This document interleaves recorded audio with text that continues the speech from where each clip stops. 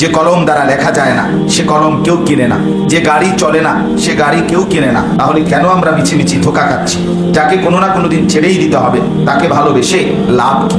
তাকে কেন আমি ভালোবাসবো? তাই তো আল্লাহ তাআলা বলেন, তার উপরে ভরসা করে লাভ কি, যে কিছুদিন পরেই মারা যাবে। এজন্য হাই চিরঞ্জীব এর উপরে ভরসা করো, যিনি কখনো মরবেন না। আল্লাহ তাআলাকে ছেড়ে যদি কেউ বাদশাহ হয়, ও চিরেই সে হবে ফকির। আল্লাহ তাআলাকে পেয়ে যদি কেউ ফকিরও হয়, ও চিরেই হবে সে বাদশাহ। তাহলে আল্লাহকে বাদ দিয়ে কোনো নারীর প্রেমে, আল্লাহকে বাদ দিয়ে কোনো সন্তানের ভালোবাসায় লিপ্ত হলে ও চিরেই সেই নারী ওই পুরুষকে ধোঁকা দিবে, ওই সন্তান ওই মা বাপকে ভুলে যাবে। করোনার সময় সারা পৃথিবী দেখছে, আমরাও দেখছি, সবাই দেখছে কি পরিমাণ স্বার্থপর সন্তান, কি পরিমাণ স্বার্থপর, কি পরিমাণ বাবাকে মাকে এই করোনায় আক্রান্ত হওয়ার কারণে ভুলে গেছে। বারবার তার প্রমাণ আমরা দেখছি। আল্লাহকে নারাজ করে কোনো নারীকে তার ফাঁদে পড়তে না, আল্লাহকে নারাজ করে সন্তানকে শুধুই কেবল তাকে নিয়েই ব্যস্ত, তাকে নিয়েই ব্যস্ত। আমি এই কিছুদিন আগেও একটা কথার প্রসঙ্গে ভদ্রলোক খুব দাওয়াত আপনার মাদ্রাসা, ওনাকে বক্তব্য দিতে বলছেন। উনি 7-8 মিনিট বক্তব্য দিচ্ছেন। ওনার 3 ছেলে আমেরিকা থাকে, ইউরোপ থাকে। এই 3 ছেলে আমেরিকাতে কি কি গুণ ওনার ছেলেদের, এটাই শুধু শুনাইছে, আর কিছুই বলে নাই অন্য কোনো কথা। এই মাদ্রাসার আসছে কেন, কি উদ্দেশ্য। এরপরে আমি শুধু আমার পাশে বসা ছিল, পরে এমনি একলা একলা বললাম যে আঙ্কেল অনেক কিছু নিয়েন না, আপনার তো 3 ছেলে এত এত এত শিক্ষিত, এখন আপনি আপনার যে বয়স হয়ে গেছে, আপনি এবং চাষির বাতরান দেখে বুঝেন নাই কথা। আপনারা যে বাড়িতে থাকেন ভাত রাঁধেন, ওটা আমরা হয়ে যাচ্ছে একভাবে, এখনো শুদ্ধ মানে ভাত খাইতে পাও না, শুদ্ধ মানো, শুদ্ধ কথা মারো না। এইগুলো শুনে কি লাভ, কি লাভ, কাকে শোনা? মনেরও তো কিসের সুখ? 1 কোটি টাকাও যদি দেয়, কিন্তু এক বাবা এক মা তার সন্তান, তাদের যে খেদমত সহযোগিতা, তাদের যে সরাসরি উপস্থিতি, সেটা কি কাজের বুয়া দিয়া হবে? এটা কি ধরনের আত্মতৃপ্তি হলো? এই পরিচয়ের কি ফায়দা হলো? এই জন্য এটা খেয়াল করা, আমরাই খেয়াল করা দরকার।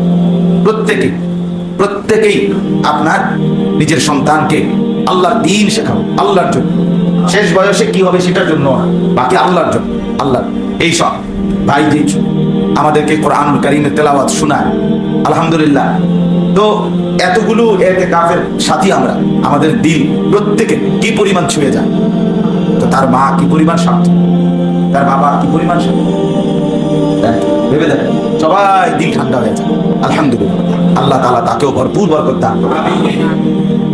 এই জন্য শুনে শুনে, মোবাইল থেকে শুনে, তার বাবাও হাফেজ, তার থেকে শিখছেন, হাফেজ হয়েছেন এবং সারা বিশ্ব খ্যাত হাফেজ হয়েছে। তাহলে এই যে একটা তৃপ্তি, এর চাইতে বড় পাওয়ার কি হইতে পারে? দুনিয়াবি মহব্বত, মানুষের ভালোবাসা, সেটাও মিলল, আর আল্লাহ চাহে তো আখিরাতের ইজ্জত সম্মানও মিলবে। তাহলে এরপরে ভিন নারী কোনোভাবে কোরআনুল কারীমের মধ্যে আছে। আল্লাহ তাআলা বলেন, আমিন আয়াতিহি আন খালাকা লাকুম মিন আনফুসিকুম আজওয়াজা, আমি প্রত্যেকের জন্য তার দেহের অংশ থেকেই তার জন্য তার স্ত্রীকে সৃষ্টি করেছি। তাহলে যে নারী, যে স্ত্রী আমার জন্য বানানোই আছে, সেটা আবার এই 8 বছর প্রেম করতে হবে কেন? এমনি আছে কি আছে, ব্যাক কল, এই ব্যাক কল, কি বেউকুফ বেটা।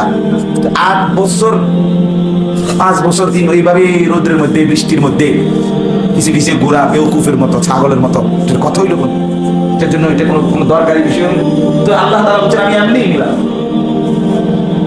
সুবহানাল্লাযী খালাকাল আজওয়াজা কুল্লাহা, সব কিছু আল্লাহ তাআলা জোড়ায় জোড়ায় সৃষ্টি করেছে। ওয়াহদানিয়াত, তাওহীদ, একা থাকা, একা হওয়া, একক, এটা শুধুই আল্লাহ তাআলার সিফাত, আল্লাহ তাআলার বৈশিষ্ট্য। বাকি সব কিছু জোড়া আমার জন্য মিলবেই যেটা। এই জন্য এটা খুব খেয়াল করা, শায়েখের এই কথা গুরুত্ব দিয়ে বুঝবে। নিজের ছেলে, নিজের মেয়ে, নিজের পরিবার পরিজনের মধ্যেও এই কিতাব মুযাকারা করবেন এবং এটা বুঝাইতে চেষ্টা করবেন। এই হারাম প্রেম, এই হারাম সম্পর্কের মধ্যে কোনোই সুখ নাই, কোনোই। আমি তো ব্যক্তিগতভাবে শত শত মানুষ, শত শত নওজোয়ানের জীবনে অনেক শুনছি, কেউ সুখ পাইছে এই অবৈধ প্রেম, বিবাহ বহির্ভূত ভালোবাসার দ্বারা সুখ মিলেছে, আমি এখনো শুনি না। কেউ আপনারা শুনলে শুনতে পারেন, আমি শুনি না। আমি অনেক ছেলেপেলের কথা তো শুনি, কিন্তু কারো কাছ থেকে তৃপ্তি, সুখের কোনো অনুভূতি নাই। আল্লাহ তাআলা আমাদেরকে বুঝ দান করেন।